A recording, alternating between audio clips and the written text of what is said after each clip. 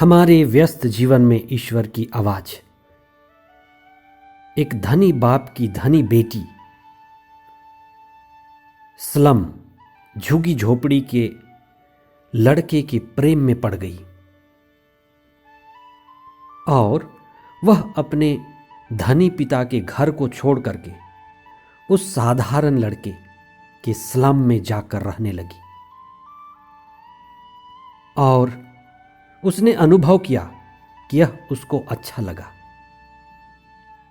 हम जिनसे प्रेम करते हैं उनके साथ रहना चाहते हैं। माता पिता अपने बच्चों से प्रेम करते हैं और उनको अपने नजदीक रखना चाहते हैं। ईश्वर भी ऐसा ही करता है। आज प्रभु के शरीर धारण का पर्व है, यानी ईश्वर जिसने इस सारी सृष्टि को बनाया, मनुष्य को अपना प्रतिरूप बनाया, वह स्वयं मनुष्य बना। यह पर्व ईश्वर के महान रहस्यों को हम पर प्रकट करता है कि ईश्वर जो सृष्टि करता है, जो निराकार निर्गुण है, ईसा के रूप में साकार और सगुण बना। ईश्वर जो स्वर है, शब्द है, ध्वनि है, आवाज है, वह हाड़ मांस और कमजोर शरीर लेकर के इस दुनिया में आया। आध्यात्म हमारे इसी चेतना को जगाती है कि ईश्वर मनुष्य से प्रेम करता है और ईश्वर मनुष्य बना कि मनुष्य ईश्वर पर चिंतन करे, उससे जुड़े और ईश्वर की तरह बने, साधना करे। इसलिए हमारा संपूर्ण जीवन ही साधना है। ईश्वर का मनुष्य बनना हमारी मुक्ति के लिए है। ईश्वर इसलिए मनुष्य बना कि वह मनुष्य को मुक्ति के लिए आह्वान करे। प्रभु के शरीर धारण के इस पर्व के दिन आज हम विशेष चिंतन करें ईसा के रूप का और उनका रूप ध्यान करें। 40 का तीसरा सप्ताह, शुक्रवार 25 मार्च 2022, प्रभु के शरीर धारण का पर्व। पहला पाठ नबी इसायास का ग्रंथ अध्याय 7 पद संख्याएं 10 से 14 तक।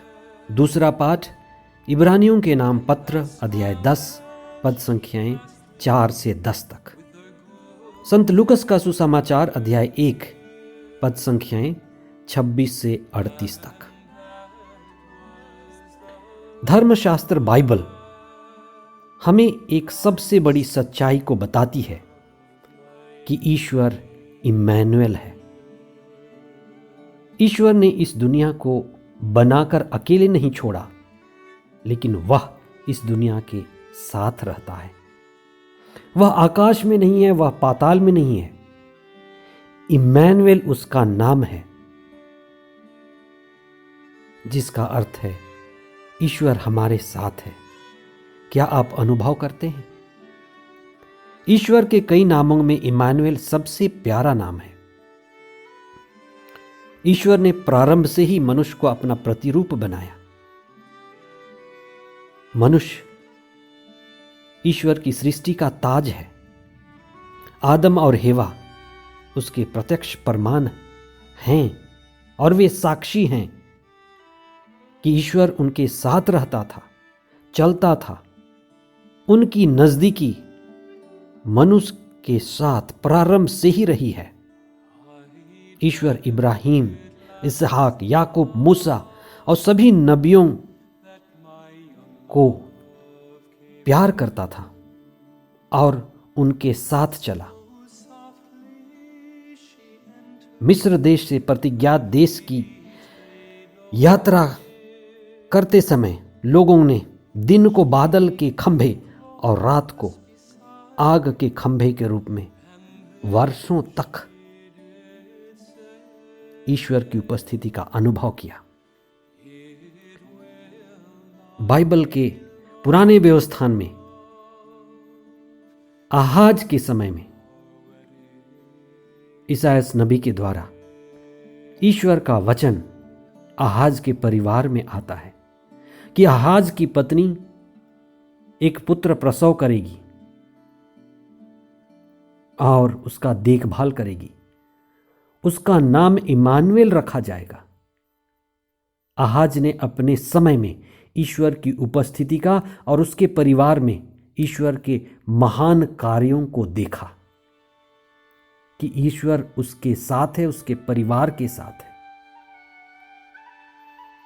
दूरगामी यानी नए व्यवस्थान में वर्षों बाद जो बात आहाज के लिए कही गई थी, वही बात इस्राएल के लिए, नए इस्राएल के लिए कही गई कि ईश्वर ईसा के रूप में लोगों को मुक्ति देने के लिए मानव का रूप धारण किए।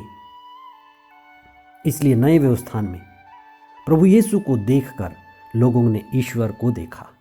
प्रभु यीशु को देखकर ईश्वर को देखने का अनुभव किया। प्रभु को सुनकर ईश्वर के वचन को सुना। उन्होंने अनुभव किया कि ईश्वर हमारे बीच है।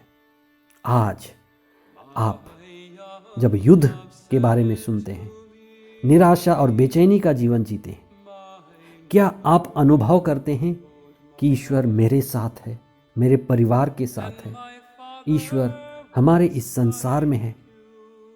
ईश्वर का मानव बनने का संदेश मानव इतिहास का सबसे बड़ा संदेश है। सबसे बड़ी खुशखबरी कि ईश्वर जो शब्द है, निराकार है, निर्गुण है, अगम्य है, अविनाशी है, बिना रूप के है, वह समय पूरा हो जाने पर, क्योंकि ईश्वर ही समय को जानता है, वह ईसा के रूप में मानव शरीर धारण किया कि वह मानव मुक्ति और मानव का उद्धार कर पाए। इसलिए ईश्वर का मनुष्य रूप धारण करना हमारी मुक्ति के लिए है। स्वर्गदूत माता मरियम को प्रणाम करता है। ईश्वर का प्रणाम माता मरियम को प्रणाम करना है। दूत का प्रणाम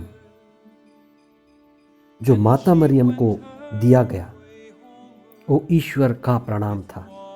ईश्वर माता मरियम को क्यों प्रणाम करता है? क्योंकि माता मरियम ने खुद को ईसा की माता बनने के लिए स्वीकार किया, खुद को समर्पित किया। एक बड़ी चुनौती थी जिसको स्वीकार किया। सिमियोन ने कहा था कि एक तलवार आपके हृदय को आर पार बेधेगी। ये माता मरियम की चुनौती थी। मरियम ने ईश्वर की मर्जी को जाना, अनुभव किया और ईश्वर के कार्य में सहयोगी बनने के लिए अपनी स्वीकृति दी। ईश्वर की बुलाहट को माता मरियम ने समझा और ईश्वर की मर्जी पूरी करने के लिए खुद को पूरी तरह से समर्पित किया। आज का दूसरा पाठ इसी बात को स्पष्ट करता है। प्रभु का वचन कहता है, हे ईश्वर, देख मैं तेरी इच्छा पूरी करने आया हूं। आज हम इस बात पर विशेष चिंतन करें। माता मरियम का जीवन, प्रभु यीशु का जीवन ईश्वर की मर्जी पूरी करने का जीवन है। मेरा जीवन, आपका जीवन, हमारा जीवन भी ईश्वर की मर्जी पूरी करने का है।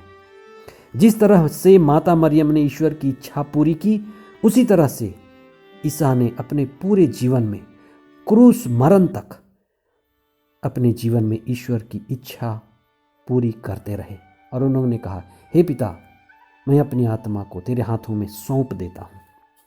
आज का यह पर्व ईश्वर के प्रति हमारे प्रेम और पूर्ण समर्पण को प्रकट करता है। ईश्वर मनुष्य बना कि हम भी दिव्यता में उठें, आध्यात्म में उठें, चेतना में जागें।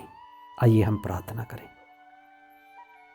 हे प्रभु, हमारे ईश्वर, आप हमारे प्रेमी पिता हैं।